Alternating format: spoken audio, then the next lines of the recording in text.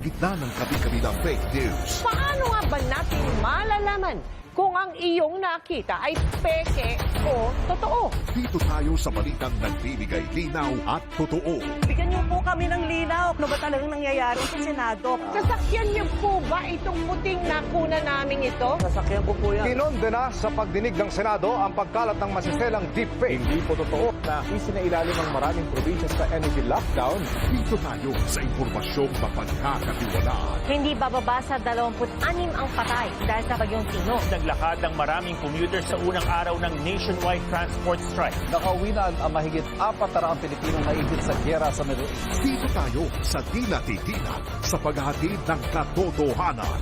Ano man ang issue, sino man ang sangkot, walang kilig-iligan, walang pinoprotektahan.